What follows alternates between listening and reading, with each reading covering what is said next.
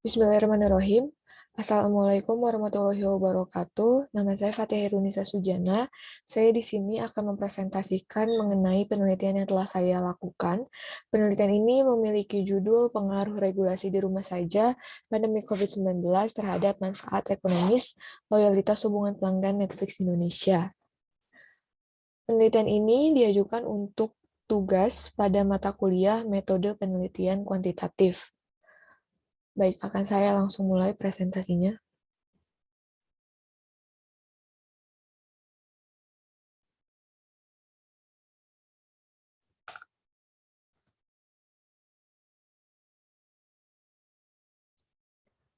Baik, judul dari topik yang saya telah teliti yaitu pengaruh regulasi di rumah saja pandemi COVID-19 terhadap manfaat ekonomis loyalitas hubungan pelanggan Netflix Indonesia.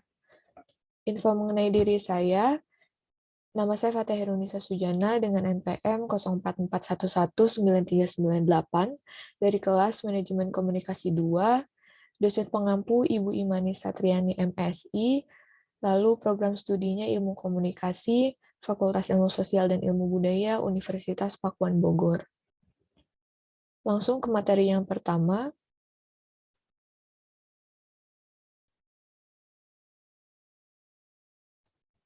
Mengenai latar belakang. Seperti yang telah kita ketahui semuanya bahwa COVID-19 itu sudah ada dari mulai Desember 2019 dan ditemukan di awalnya itu di Wuhan, daerah di Cina. Namun kemudian pada Maret 2020, WHO merubah status dari COVID-19 yang tadinya epidemi menjadi pandemi. Hal ini menyebabkan negara-negara di seluruh dunia mengeluarkan segala regulasi dan juga aturannya untuk menekan angka penyebaran COVID-19. Topik ini diangkat berdasarkan pengalaman terhadap lingkungan sekitar ataupun ranah warga internet yang menjadikan Netflix sebagai bagian dari tren, terutama saat di rumah saja pandemi COVID-19 di Indonesia. Kegiatan-kegiatan yang biasanya dilakukan di luar rumah seperti bekerja, sekolah, kegiatan rutin lainnya harus dilakukan di rumah saja yang tadinya bisa dilakukan di luar rumah. Hal ini dilakukan demi menekan angka penyebaran angka COVID-19. Hal ini menyebabkan makin banyaknya waktu yang terasa lebih luang sehingga orang-orang membutuhkan hiburan lebih. Salah satunya yaitu dengan menonton. Netflix yang merupakan media digital sebagai pilihan yang tepat karena lebih efisien dalam ruang dan waktu. Bahkan, banyak masyarakat yang awalnya bukan penikmat karya sinematik pun mulai berlangganan Netflix. Ini didapatkan dari data yang dari Spencer Newman yang merupakan ketua finansial Netflix. Beliau memberi keterangan bahwa adanya 16 juta pelanggan baru saat awal masa pandemi COVID-19. Angka ini terus naik hingga mencapai angka 209 juta pengguna layanan Netflix di seluruh dunia kala pandemi. Lalu Ofcom di tahun 2020 juga melaporkan bahwa penutupan bioskop mempengaruhi. Hal ini menjadikan orang-orang dewasa yang menghabiskan dengan total 1 jam 11 menit per harinya di depan layar Netflix. Perhitungan ini adalah 2 kali lipat dari apa yang biasa pelanggan konsumsi sebelum adanya pandemi COVID-19. Berikut adalah skala atau grafik dari Netflix di seluruh dunia dalam cakupan seluruh dunia di 12 bulan terakhir, di mana Netflix yang berwarna biru bisa dilihat grafiknya lebih atau mengungguli kawan-kawannya yang lain seperti HBO Max, Disney Plus, Amazon Prime Video, ataupun Hulu, di mana diketahui ini merupakan aplikasi yang sejenis, dan Netflix mengungguli itu. Tak hanya dalam rangka global, di skala Indonesia pun di 12 bulan terakhir Netflix lagi-lagi mengungguli. Netflix yang berwarna biru bisa dilihat dia mengungguli HBO Max, Disney Plus, Amazon Prime Video maupun Hulu. Adapun tujuan penelitian dari penelitian ini yaitu yang pertama, untuk mengetahui regulasi di rumah saja pandemi COVID-19 di Indonesia. Yang kedua, untuk mengetahui manfaat ekonomis, loyalitas hubungan pelanggan Netflix Indonesia. Yang ketiga, untuk menganalisa pengaruh dari regulasi di rumah saja pandemi COVID-19 di Indonesia terhadap manfaat ekonomis, loyalitas hubungan pelanggan Netflix Indonesia. Hipotesis yang ada pada penelitian ini yaitu jenisnya hipotesis kausalitas, di mana HO-nya yaitu regulasi di rumah saja pandemi COVID-19 yang merupakan variabel X tidak berpengaruh nyata, maksud saya, pada manfaat ekonomis loyalitas hubungan pelanggan yang merupakan variabel Y Netflix Indonesia. Yang kemudian HA-nya yaitu regulasi di rumah saja pandemi COVID-19 yang merupakan variabel X berpengaruh nyata pada manfaat ekonomis loyalitas hubungan pelanggan yang merupakan variabel Y Netflix Indonesia. Jadi HO-nya merupakan tidak berpengaruh nyata dan HA-nya yang berpengaruh nyata. Nanti ini adalah yang akan menuntun kita kepada jawaban atau kesimpulan dari penelitian ini. Adapun kerangka penelitiannya bisa dilihat yang paling atas, yaitu judulnya pengaruh regulasi di rumah saja pandemi COVID-19 terhadap manfaat ekonomis loyalitas hubungan pelanggan Netflix Indonesia, yang kemudian diturunkan menjadi rumusan masalah. Rumusan masalah ini terdapat 3. Yang pertama, bagaimana regulasi di rumah saja pandemi COVID-19 di Indonesia. Rumusan masalah kedua, bagaimana manfaat ekonomis loyalitas hubungan pelanggan. Dan yang ketiga adalah apakah terdapat pengaruh dari regulasi di rumah saja pandemi COVID-19 di Indonesia terhadap manfaat ekonomis loyalitas hubungan pelanggan Netflix Indonesia. Yang kemudian diturunkan lagi menjadi kerangka teori dari 2 variabel, yaitu variabel X dan variabel Y. Variabel X-nya di sini stay at home pandemic COVID-19, di mana indikator yang pertama yaitu force as the core of the police role, indikator yang kedua yaitu the impossible mandate, indikator ketiga yaitu the mission to protect life. Variabel X ini didapatkan dari Michael D. White dan juga Henry F. Fradella di tahun 2020. Lalu variabel Y-nya yaitu manfaat ekonomis, loyalitas hubungan pelanggan, yang dimana indikator pertamanya value, indikator keduanya satisfaction, indikator ketiganya endure, indikator keempatnya loyalty, dari James Burns di tahun 2020. Jadi variabel yang mempengaruhinya yaitu stay at home pandemi COVID-19 dan variabel yang dipengaruhinya yaitu manfaat ekonomis, loyalitas hubungan pelanggan. Di mana jika ditotal ada 7 indikator dari 2 variabel. Penelitian ini dilakukan juga dengan beberapa referensi. Di sini ada 5 referensi utama, yaitu penelitian terdahulu yang pertama dari Adrian Hidayat di tahun 2020 dengan judul Netflix Business Sees Unprecedented Growth Amid COVID-19 Pandemic. Lalu ada penelitian yang kedua dari Kazi Rahman dan juga Zahir Arif di tahun 2021 maksud saya, yang berjudul Impacts of Being Watching on Netflix During the COVID-19 Pandemic. Lalu yang ketiga ada dari Josh Kolozic di tahun 2021 dengan judul Financial of Netflix Platform at the Time of COVID-19 Pandemic. Lalu yang keempat ada dari Stuart Cunningham dan juga Alexa Scarlata di tahun 2020 dengan judul New Form of International Realization, The Impacts of Netflix in Australia. Lalu yang kelima ada dari Olga Bell, James Ontracek, Muhammad Said, Andy Birch di tahun 2021 dengan judul Netflix Inc. in the Time of COVID-19.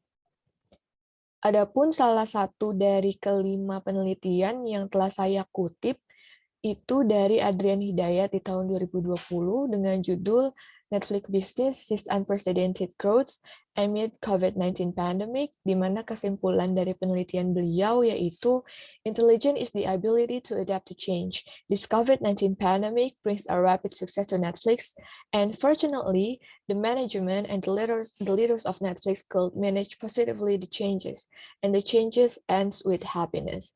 Di mana jika diartikan bahwa kemampuan untuk beradaptasi di perubahan di mana semenjak adanya COVID-19 ada kecepatan secara sukses dari Netflix itu sendiri. Dan untungnya pihak manajemen dan juga para petinggi Netflix mampu menyikapi ini dengan baik, menyikapi perubahan dengan baik maksud saya sehingga adanya perubahan ini berakhir dengan kebahagiaan. Lalu, metode penelitian yang pertama, metodenya dengan desain kuantitatif, di mana kita ketahui desain kuantitatif itu identik dengan angka dan teknik pengumpulan datanya yang ada di lapangan. Lalu metodenya eksplanatif. Kemudian populasinya dari followers Twitter Netflix Indonesia dan orang-orang sekitar yang menonton tayangan Netflix. Kemudian sampelnya menggunakan non-probability sampling maksud saya dengan jenisnya accidental atau convenience. Seperti yang kita ketahui bahwa accidental atau convenience berarti responden dipilih secara kebetulan namun tetap sesuai dengan kriteria, yaitu orang-orang yang menonton tayangan dari Netflix. Kemudian teknik pengumpulan datanya dengan penyebaran kuesioner yang telah saya sebarkan ke 30 responden, yang kemudian dalam bentuknya pernyataan di Google Form. Lalu teknik analisis datanya yaitu analisis deskriptif dengan uji regresi sederhana. Uji regresi sederhana dikarenakan hanya ada satu variabel X dan juga satu variabel Y, sehingga ujinya merupakan regresi sederhana. Baik, langsung ke pembahasannya. Saya mengkategorikan responden dalam cakupan usia atau umur, di mana dibagi menjadi 4. Yang pertama di bawah 17 tahun, umur 18-22 tahun, lalu ada umur 23-27 tahun, dan di atas 28 tahun. Jika diubah menjadi frekuensi atau jumlahnya, yang usia 17 di bawah 17 tahun maksud saya tidak mendapatkan responden di bawah 17 tahun sehingga frekuensinya 0 dan presentasinya juga 0%. Lalu usia 18 sampai 22 tahun ini yang mendominasi karena saya mendapatkan 22 responden dengan range usia 18 sampai 22 tahun. Yang jika presentasikan maksud saya itu menjadi 73,3%. Lalu range usia 23-27 tahun, itu ada 5 orang dengan presentase 16,7%, dan di atas 28 tahun itu ada 3 orang dengan presentase 10%. Jadi usia 18-22 tahunlah yang mendominasi responden saya. Langsung ke nilai rataan indikator, di mana indikator dari 2 variabel, yaitu variabel X dan Y itu ada 7. Indikator X itu dengan 3 indikator, maksud saya variabel X dengan 3 indikator, dan variabel Y dengan 4 indikator. Indikator di variabel Y, yaitu indikator di variabel X, maksud saya indikator pertama, itu memiliki nilai rataan indikator 3,68 dengan keterangan baik. Lalu indikator kedua, yaitu indikator the impossible mandate, itu ada dengan rataan nilai 4,13, keterangannya sangat baik. Dan juga indikator ketiga, indikator the mission to protect life, dengan nilai rataan indikator 3,96, kategorinya baik. Lalu di variabel Y, indikator keempat itu indikator value, dengan nilai rataan indikator 3,84, keterangannya baik. Indikator selanjutnya indikator satisfaction, nilai rataannya 4,05, keterangannya baik. Indikator endure yaitu 3,94, keterangannya baik. Dan indikator terakhir, indikator loyalty, nilai rataan indikator 3,46, keterangannya baik. Jadi indikator ini semuanya memiliki nilai rataan yang baik dan juga ada yang sangat baik. Langsung ke isi, di mana saya menguji validitas dan reliabilitas. Di sini bisa dilihat Alpha Cronbach-nya yaitu nilai reliabilitasnya yang indikator, maksudnya variabel X, variabel pertama itu ada 9 pernyataan dengan nilai Alpha Cronbach 0,77, dalam artian itu bisa diterima, dan juga indikator, maksudnya variabel Y dengan nilai Alpha Cronbach 95,1 dengan 19 pernyataan, yaitu kategorinya sangat baik.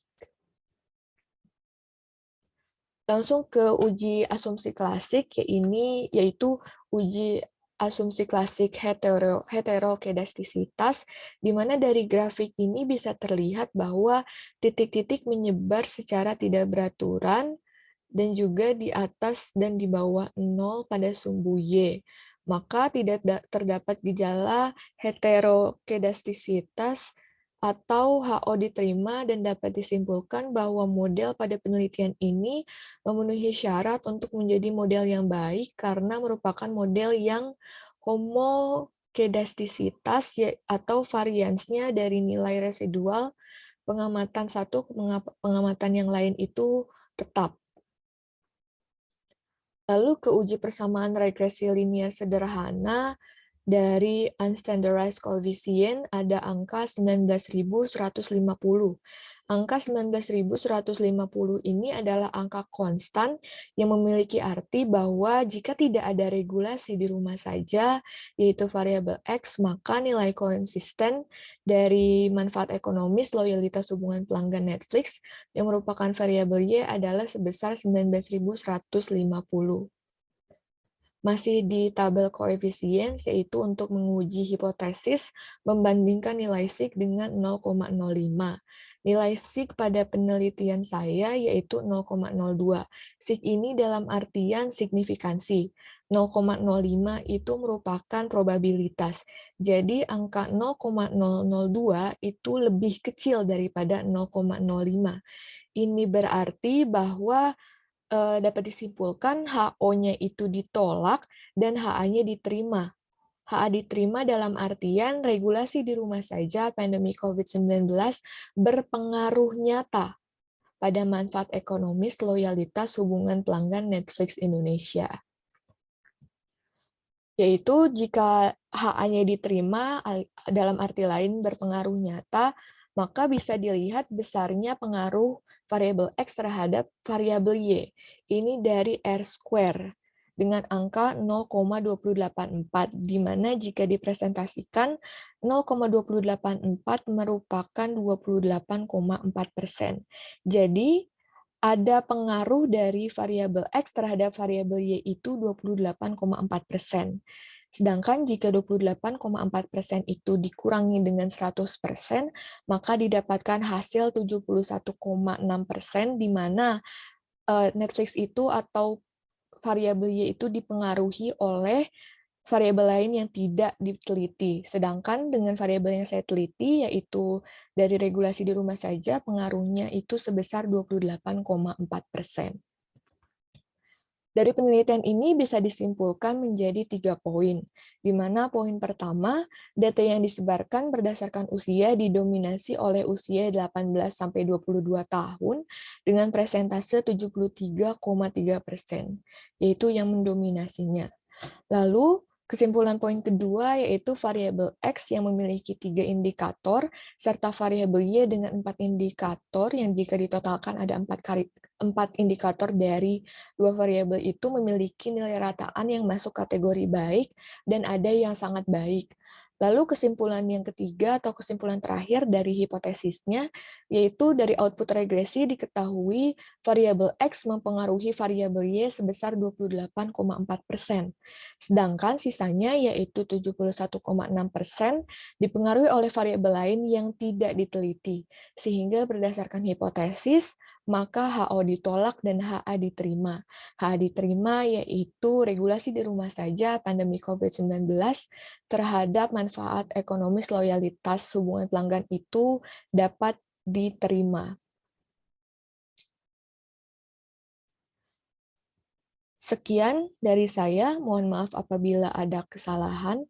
Terima kasih. Wassalamualaikum warahmatullahi wabarakatuh.